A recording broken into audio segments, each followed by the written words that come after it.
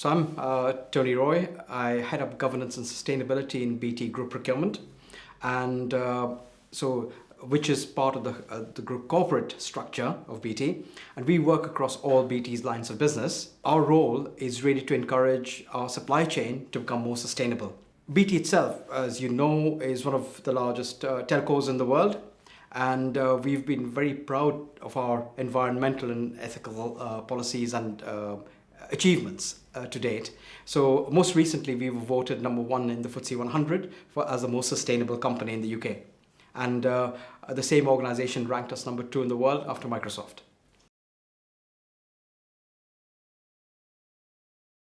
So just to put it in context, BT consumes 1% of the UK's electricity, but 100% of that comes from renewable sources. Our journey started way back in 1992, where we tried to understand what our carbon footprint was, etc. And even 10 years ago, we set our first science-based target, which was to reduce our emissions by 80% by 2020. Thanks to a number of initiatives, looking at our own operations and how we consume energy and the use of renewables, we met that target 4 years early in 2016. So incredibly proud of that. And now we've set ourselves another science-based target, which is to get to reduce our current operations, our emissions, by 87% by 2030. And as of, because it was Green GB week last week, we also set another target to become carbon neutral by 2045. Yeah, first of all, clean energy is the right thing to do, and we recognize that very early.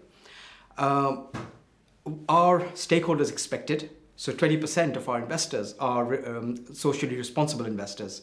So there's obviously they're very keen on what we're doing. Being the sort of the leaders in the UK, we're expected to lead in this field as well. So renewables was something that we always recognized was a very important thing for us. And so what we did was we engaged with our local energy companies and to get the source of energy or electricity from renewable sources. So that was very successful. It's taken us time. It's a long journey, and it can be difficult because in some cases we don't own the premises. We operate across the UK. We've got exchanges everywhere, in every town. But some of those are shared with others, but we had to really make the case. But there's another thing that what we found was that it's not any more expensive to buy renewable energy than standard stuff. So why not go that way? It's the right thing to do anyway. And we were supported 100% by our CEO and the leadership in doing so. And facts like this, going 100% renewable, is great for our own employees as well, because more and more of them are millennials who expect us to be doing this anyway. We want to continue doing that. So to meet our 2030 target, for instance, BT have the second largest fleet, van fleet in the UK. So we're in the process of converting those to electric vehicles. But of course, that comes with its own challenges because you'll have more EV charging points. We'll need those. So that's something we're dealing with right now. So initially, we started out with PPAs and carbon credits, etc. We worked very closely with the Carbon Trust and CDP, and of course, we were founder members of RE100. And what we found was in the initial days, yes, there was I think the PPAs were the more prevalent means of doing so. We also invested in wind farms, for instance, and solar farms in some of our larger installations. So we built that progressively. But then once renewables started coming on board and it was and our own energy company could deliver that very easily, that's when it went exponentially high, and that's how we met our targets very easily. The partnership happened in the last few years. So previously the energy companies themselves sort of getting their act together. But once they did, we were partnering with them very closely to make sure that we understood which were the pain points in our estate, which is a very large one, and progressively worked through that with them.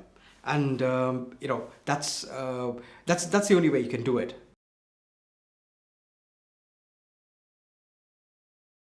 But now, the next thing is it's been great in the UK. How do we do it for the rest of the world?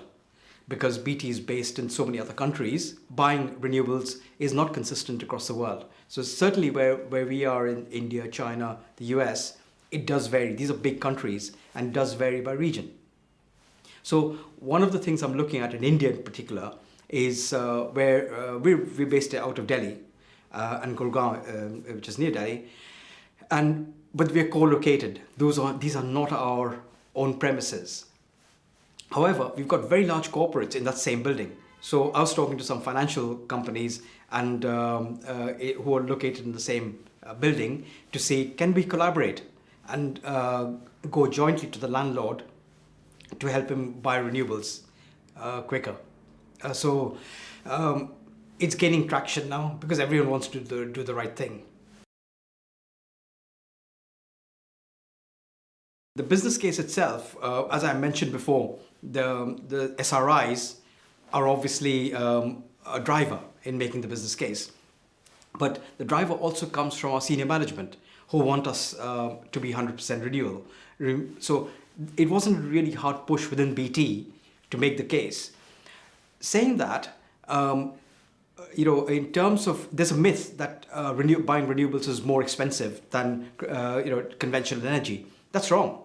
It's almost neutral for us, at least. That's what we faced, and so there's no reason why people shouldn't be buying more renewables anymore. Probably about 5 years ago that was the case.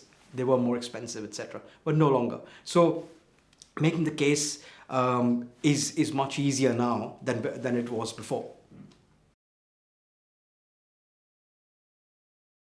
So my first advice would be to start small, set yourself realistic goals and achieve them, and that's entirely possible. But the other thing is to remember is in India, for instance, people are making great inroads with the circular economy. Now, in circular economy, you're looking at the source of your products and the materials, etc. But have you ever considered the source of your energy? And to me, the circular economy is like, the foundation of a circular economy is renewable energy. So I think there's great, there's a great impetus already. There's lots of good examples where people can actually make a difference. And I'd say, you have to start the journey and you have to set yourself goals.